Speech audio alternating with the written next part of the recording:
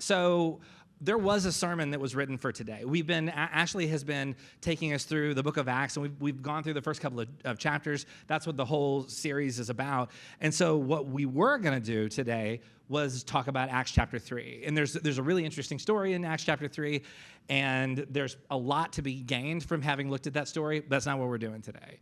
And so, and the reason is actually very heavy, and I don't love starting out with like a lot of heavy stuff. In fact, I tend to feel a little bit uncomfortable until everybody's gotten a chance to laugh at least once, and so that's probably not what we're doing right now. But I know, and Ashley mentioned last week that a girl named Maddie Stewart, who was 25, had a medical event, and the situation wasn't looking good. And then a day or two later, she passed away. And so I was kind of, as I was kind of preparing what was going to be the sermon, I kept seeing in my social media news feeds so many people in this community expressing so much grief and sorrow and just angst about what had happened with Maddie.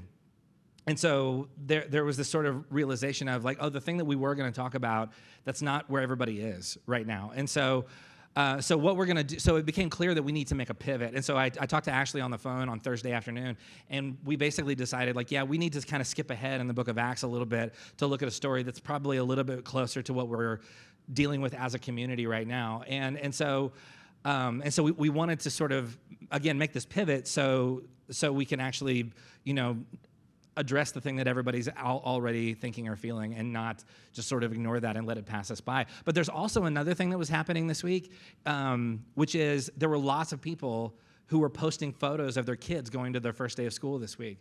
And so there was, if you were to look at the feed that I was seeing, because I've already blocked everybody that posts political stuff, so this is all I see. So I was seeing a lot of grief from people who have lost somebody close to them, but I was also seeing a lot of like joy and excitement because people were sending their kids to school. And so there was this odd mixture of deep grief and sorrow, but also like great joy and optimism and hope. And it was all just right there together. And one of my favorite bands is a band called The Decemberists, and they have an album they put out several years ago, and the name of the album is What a Terrible World, What a Beautiful World.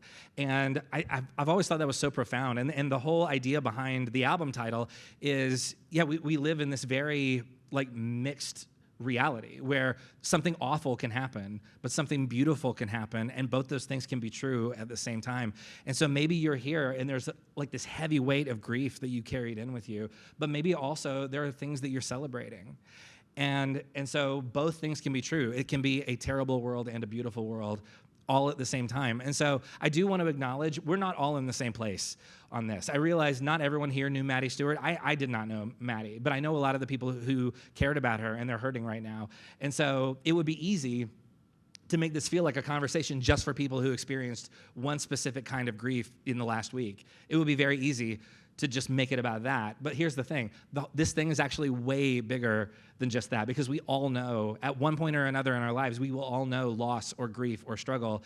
And these are much more universal experiences than a thing that just happened this one week. Even as tragic as the thing was, it's a thing that we experience more often than any of us would care for. So we have all, at one point or another, been confronted with the feeling that things are not the way they're supposed to be. This isn't fair. This isn't right. And all of the feelings that come along with that. But again, we also understand joy and hope and excitement. That this can feel like a terrible world, but it can also feel like a beautiful world, and both those things can be true all at the same time. So we're going to jump ahead into Acts chapter 12, and that's what we're going to be looking at, because I think the story that we're looking at in Acts 12 really, I think, points us towards, like, yeah, this tension that we live inside of grief and hope and sorrow and optimism. So let me pray for us real quick, and then that's what we'll move into. God, so many of us carried something deep and heavy today. So many of us lost lots of sleep this week. So many of us have grieved and cried and have wrestled so much in the last 7 days. And I would imagine many of us are very, very tired as a result of all of this.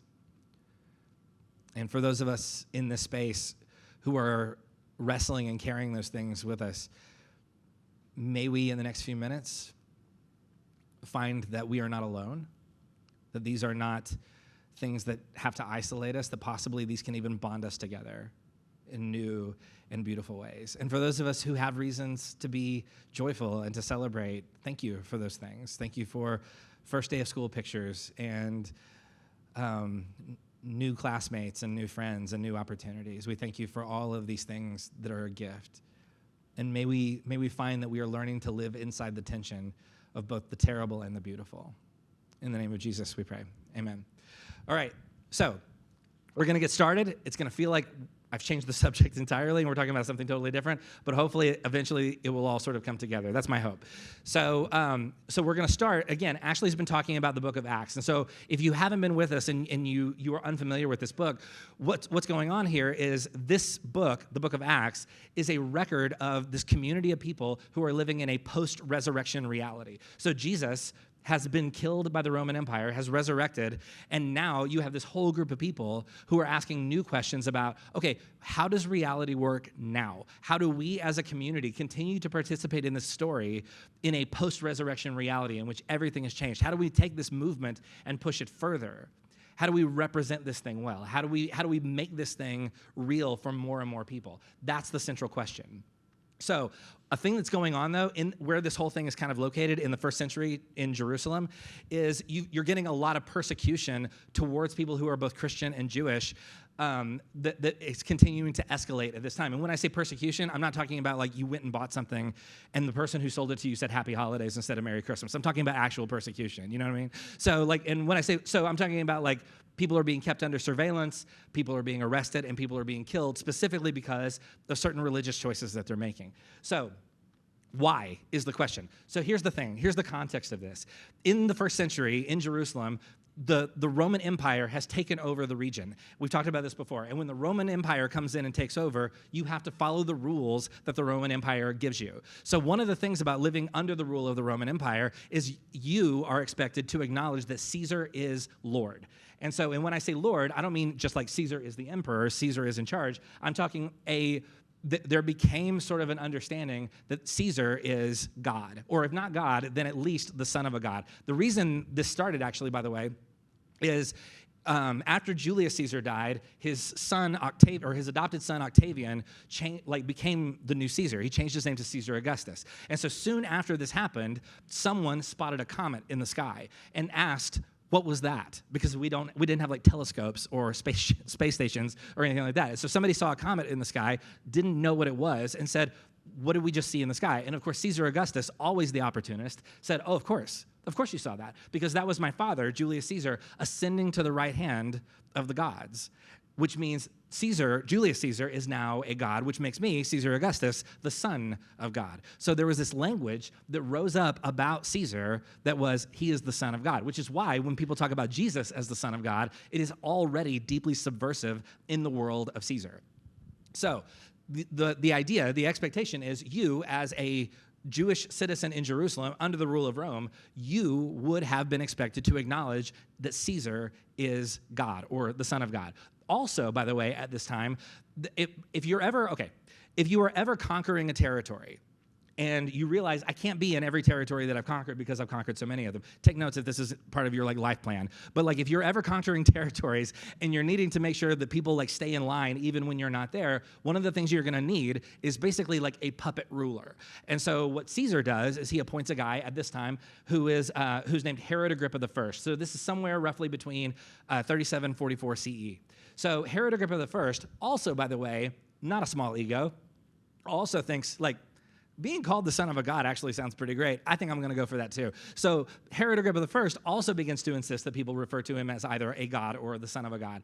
And so now you live in this world where there are at least two people who have a lot more power than you who expect you to treat them like a god.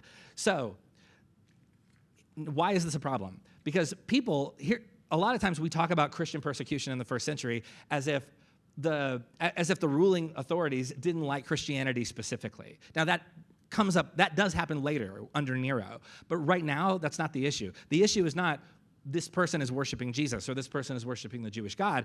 The problem is this person is worshiping their gods and not worshiping our gods. Are you with me? So it wasn't like you have to do this in exclusion to your gods. It's like, yeah, you can worship whatever gods you want as long as you don't leave out our gods. And so specifically Caesar and Herod. So the origin of the persecution was you are not bowing, you are not acknowledging that Caesar and Herod are Lord. So that's what's going on here. So Jews and Christians in the first century of Jerusalem begin to experience deep persecution specifically because they refuse to acknowledge Caesar and Herod as gods on earth. So that leads us to Acts chapter 12. Acts chapter 12 begins in verse 1. It says, it was about this time that King Herod arrested some who belonged to the church, intending to persecute them. Then verse 2, it says, he had James, the brother of John, put to death by the sword, which, by the way, does not get nearly as much attention as it probably should. This is basically like a footnote. Like the writer of Acts kind of yada-yadas the execution of James, which is a big deal that we probably should have had more to talk about on, because James doesn't get as much attention as some of the other disciples, but James is in Jesus' inner circle. If you go back to some of the gospel stories in which Jesus takes the 12 and then breaks some apart and pulls like some into a more inner circle situation, it's always the same three guys. It's Peter and John and James. James is critical to the early life of the church. And here in Acts chapter 12, in one sentence, we're told James has been killed by Herod. And so that's it. That is the end of James's story. So he's once part of Jesus' inner circle, and now he's gone. And now the question becomes, what happens in the aftermath of James's execution? So in verse 3, it says, when Herod, saw that this met with the approval among the Jews, he proceeded to seize Peter also. In other words, it happened, and Herod received like no political blowback. And so he realized like, oh, I can go after these guys, and it won't cost me a thing. And so it says this happened during the festival of unleavened bread. So now, a bit of an aside, a little bit of a tangent. This phrase, among the Jews, is unfortunate wording in the English translation, and here's why. Passages like this have been used in certain situations to excuse and justify anti-Semitism. And so, because it says among the Jews, and so it must mean that all the Jewish people in these stories are like the villains of the story. That's not the case. What we often miss is that anyone who isn't Roman in these stories is also Jewish, including, by the way, Jesus. So this is not like every Jewish person in the story. When the writer says among the Jews, again, it's unfortunate as it's translated in English that it sounds like that, but among the Jews is not everybody who's Jewish, because that would be pretty much everybody. But the writer is specifically talking about people in the community who have lots of power and influence with either Caesar or Herod. These are people who have sway politically. And so what we're seeing here is that Herod puts James to death, and none of the people with any kind of power or influence seem to have a problem with it. And so that's where Herod says, like, oh, I can get away with this. I can do the same thing to Peter, and it won't cost me anything. So this, by the way, the death of James, again, while it's kind of yada-yada'd in Acts, in the life of the early church, this would have been devastating. This is one of the guys.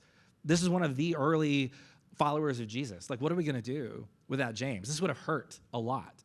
And so now in verse 4, we know, or in verse 3, we're told, oh, now Herod's going to come after Peter in the same way because it didn't hurt him to go after James. So in verse 4, it says, after arresting Peter, Herod, put Peter in prison. Handing Peter over to be guarded by 4 squads of 4 soldiers each, Herod intended to bring Peter, out for public trial after the Passover. So Herod's going to make like a big show out of this. Like, oh, I got away with it the first time. I'm going to make an even bigger deal out of this one. So Herod has a plan to make a big public spectacle of the fact that he just killed James, and now he's going to go kill Peter. So again, why? Because these guys are leaders in this movement, and that openly denies claims that Caesar and Herod are the sons of gods. So Herod feels like, if I can take out these guys, everybody else, like the whole thing will just collapse, because these are the guys who have all the influence and all the power. So the whole idea is, once I've done away with these guys, nobody else will be left to lead this group of people. So in verse 5, it says, so Peter was kept in prison, but the church was earnestly praying to God for him. The night before Herod was to bring Peter, to trial, Peter was sleeping between 2 soldiers, bound with 2 chains, and sentries stood guard at the entrance. Suddenly, an angel of the Lord appeared, and a light shone in the cell. He struck Peter on the side and woke him up. "Quick, get up," he said, and the chains fell off Peter's wrist. I love the abrupt nature, by the way, of the angel in the story, because a lot of times when we picture like angels coming to people while they're sleeping, it's very like woo and ghost-like. This angel has like no time for any of it. He kicks Peter in the ribs and is like, "Hey, wake up, we gotta go." So then this is no time for being gentle or patient. We're on a clock here. So and then in verse 8 it says, "Then the angel said to him, 'Put on your clothes and sandals,' and Peter did so. 'Wrap your cloak around you and follow me.' The angel told him. Peter followed him out of the prison, but he had no idea what the angel was doing was really happening. He thought he was seeing a vision. So Peter thinks, I'm either dreaming or hallucinating, but he kind of goes along with it, like you do when you're dreaming. And so then in verse 10 it says, they passed the first and second guards that came to the iron gates leading to the city. It opened for them by itself, and they went through it. When they had walked the length of one street, suddenly the angel left him. In verse 11, then Peter came to himself and said, "Now I know without a doubt that the Lord has sent an angel and rescued me from Herod's clutches and from everything the Jewish people were hoping would happen." Again, not all Jewish people, Jewish leaders who are trying to sort of like buddy up to Caesar and Herod. So in verse 12 it says, when this had dawned on him, he went to the house of Mary, the mother of John, also called Mark, where many people had gathered and were praying. Peter knocked at the outer entrance, and a servant named Rhoda came to answer the door. When she recognized Peter's voice, she was so overjoyed, she ran back without opening it and exclaimed, "Peter's at the door." So she gets so excited, she forgets to like let him inside. And so that's a thing. And then in verse 15, it says, "You're out of your mind," they told her. When she kept insisting that it was so, they said, "It must be his angel." So in this story, like as an aside, we have an event in which a woman sees and experiences something, goes and tells a group of men, and none of them believe her. And so that's a thing that only happened thousands of years ago. We're just going to keep moving on that. So in verse 16, it says, "But Peter kept on knocking, and when they opened the door and saw him, they were astonished. Peter motioned with his hand for them to be quiet and described how the Lord had brought him out of prison. Tell James," not the James who has just died, but another. There's a lot of people with the same name, so it's confusing. "Tell different James and the other brothers and sisters about this," he said, and then left for another place. So Peter has this miraculous jailbreak, and he's alive. People are relieved. People are excited. Somebody's so excited she forgets to let him in the house when she realizes that he's there at all. She thinks he must already be dead. And so people at this time needed stories like this. People at this time absolutely needed some semblance of hope because the pressure was becoming so strong against them. And so in the midst of all of this persecution and struggle, you needed stories about people being rescued and people being set free and not executed when all signs were pointing to them being doomed. And so you needed stories like this in order to keep people from getting so discouraged that they would just give up entirely. You absolutely had to have stories like this or the whole thing might have fallen apart. So let me ask you this, though. So everybody's excited. Everybody is thrilled that Peter is alive. But here's the question we're not asking about this story, which is, if you were James's brother or James's friend or James's mother, wouldn't you hear this story and at least a little bit wonder, okay, that's great, but why wasn't James rescued? James was killed with almost no fanfare or activity at all. And now we're here and we're celebrating Peter being released. And nobody's mad that Peter's okay, but the question becomes like, why isn't James okay? Peter's alive and James isn't. And there's no discernible reason why one is alive and one is gone. So this is a story, you could talk about this story all day. There's a lot of things going on. This is a story about a few things. It is also, I would argue, a story about how suffering can feel quite arbitrary and random sometimes. So what I'd like to do for our time is to talk about this feeling and these questions about suffering, this question of unfairness, and this question of like, yeah, it's great that Peter's okay, but what about, why isn't James? Why is James gone and Peter's here? Well, how does that make sense? We mentioned before, like a lot of us here are grieving the death of someone who it was very sudden and she was very young. And we hear stories like that and it breaks us a little. And then we hear other stories of people who live into their late 90s and even beyond. And it's not that we wish harm on the people who live longer. It's just you look at the 25-year-old and you would think, like, how does that make sense? Where is the balance? Where is the fairness in this? Like, how do you make sense of this person is here and this person is gone? And there's no discernible reason why.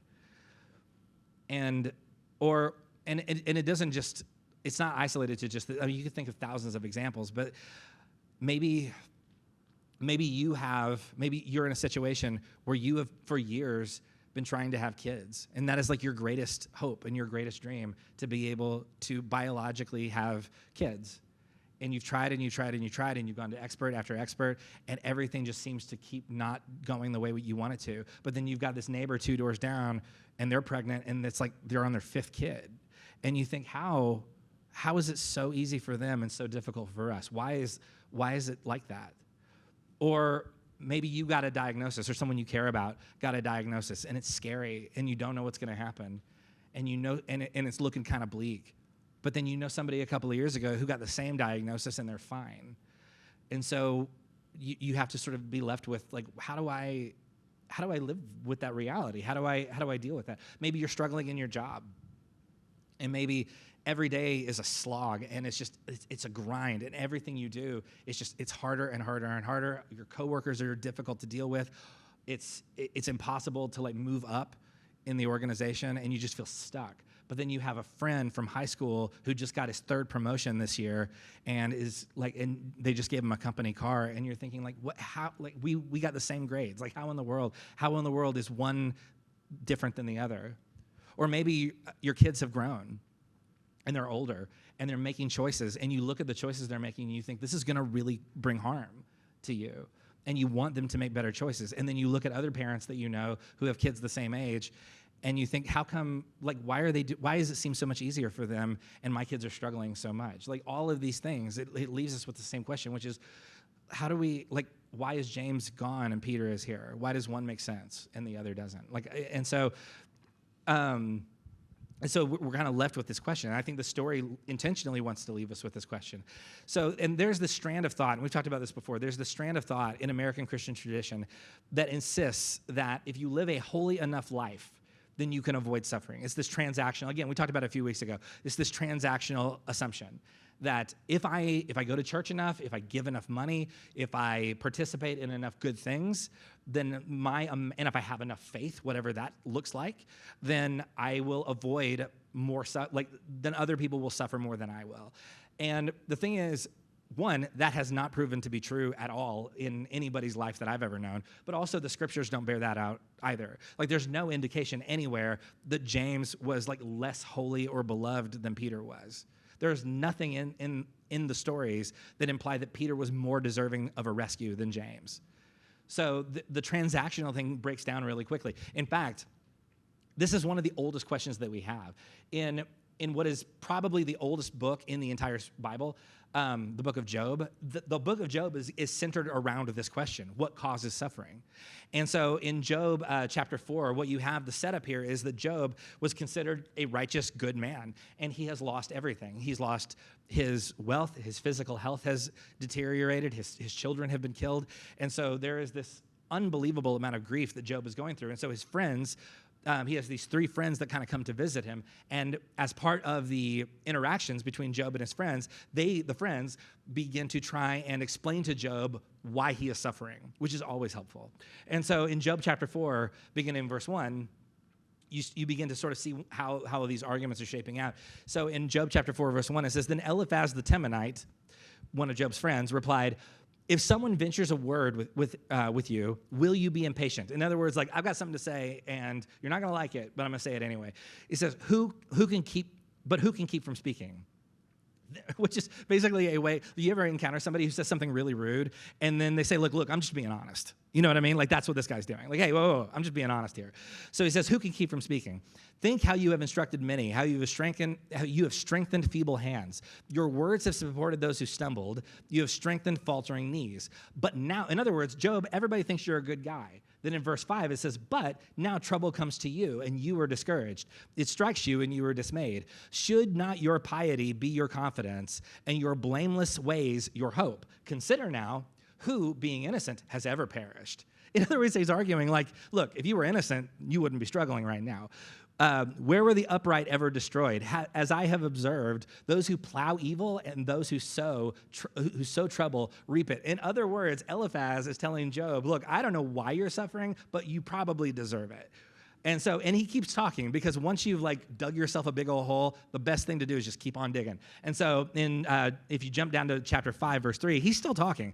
He says, I myself have seen a fool taking root. But suddenly his house was cursed. His children are far from safety, crushed in court without a defender.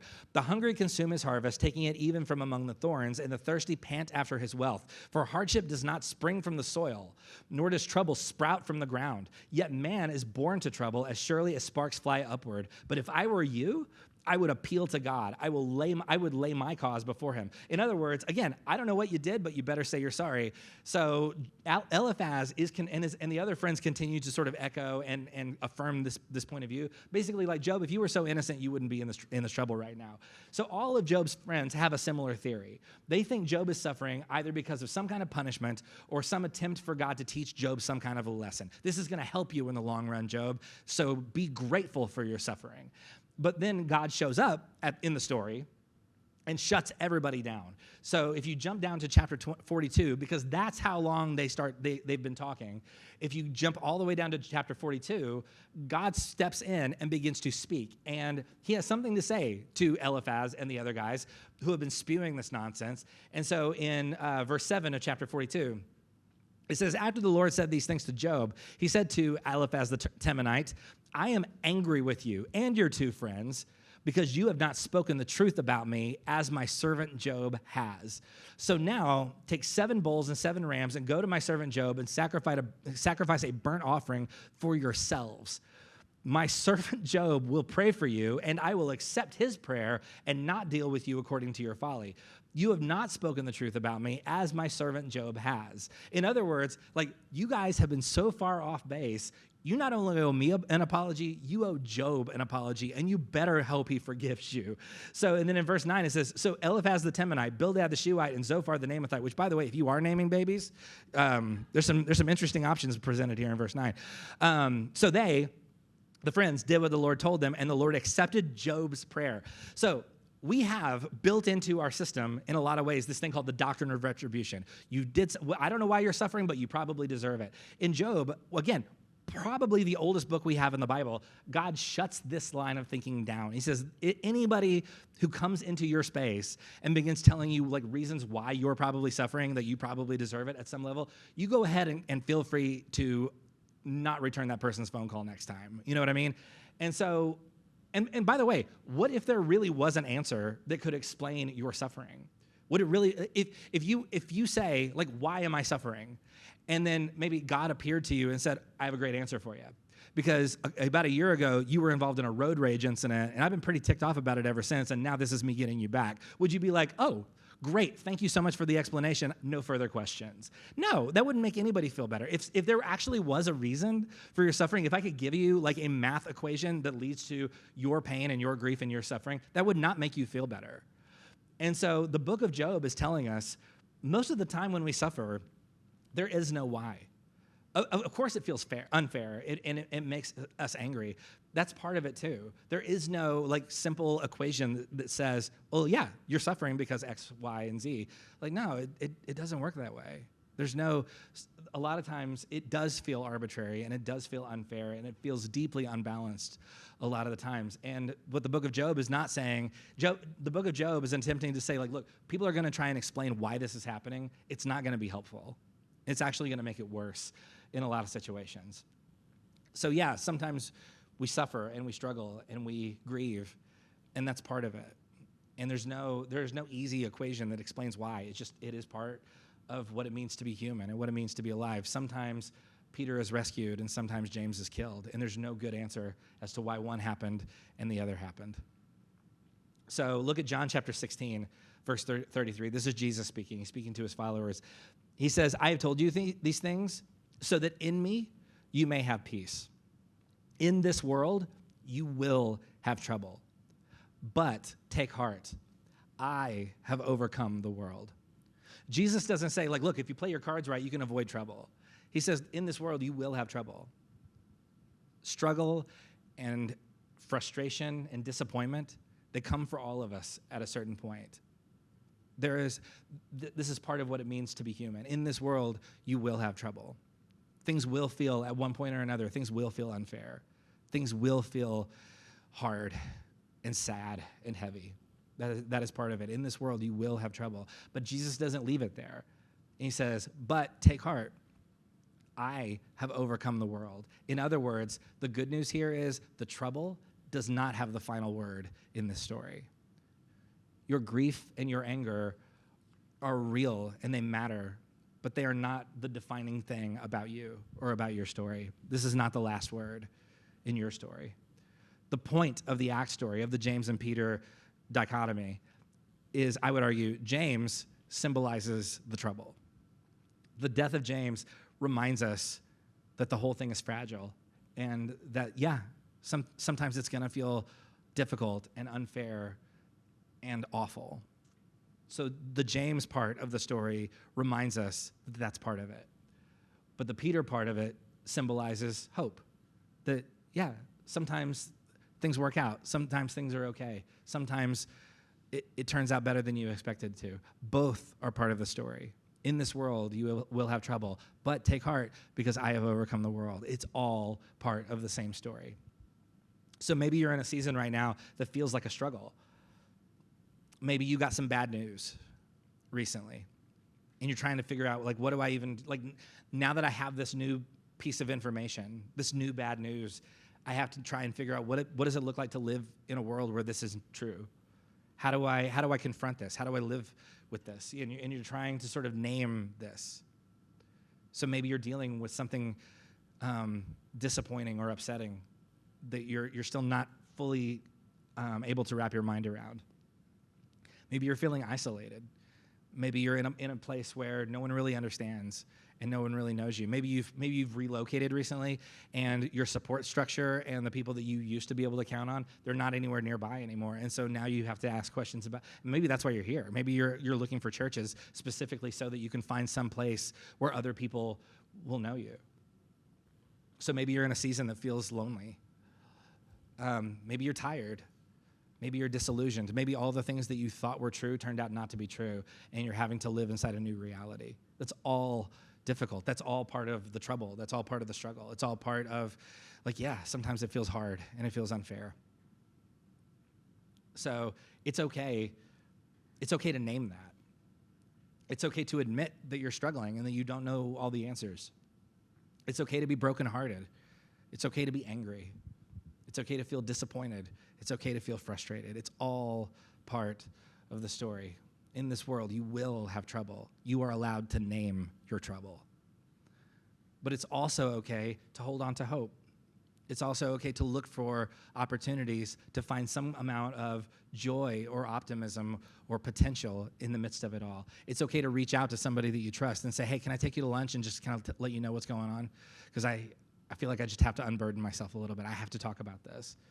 It's okay to practice self-care. It's okay to say, look, I'm going to have to kind of pull back on some of the obligations that I've been involved in because I just don't have the emotional bandwidth to carry everybody else's burdens because I just don't have the strength for it right now. It's okay. It's okay to set up boundaries that will protect you. It is okay to hold on to hope, to go looking for possibility and joy and optimism in the midst of the grief. It can be both a terrible world and a beautiful world all at the same time.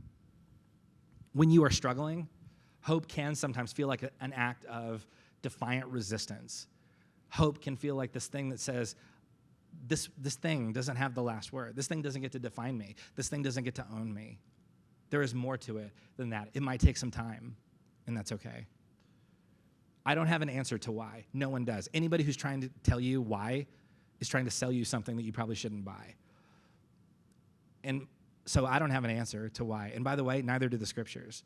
Anytime somebody tries to answer why, God shows up into the story and says, you got to stop talking now. This is not helping. So I don't have an answer to the why, and no one else does either. There is no reasonable explanation for why some days are awful and some days are hopeful. There is no explanation. All we have is this word of, in this world you will have trouble, but I have overcome the world. So the trouble doesn't have the last word. So may you name your suffering. May you name your grief. May you name your sorrow. May you own those things. May you claim them in whatever way makes sense to you. May you face the darkness without giving up on the possibility of feeling hope again. May you find that you live in both a terrible world and a beautiful world. And may you hear the words of Jesus as he says, take heart, I have overcome the world. Yeah, you will have trouble, but that is not the last word about you.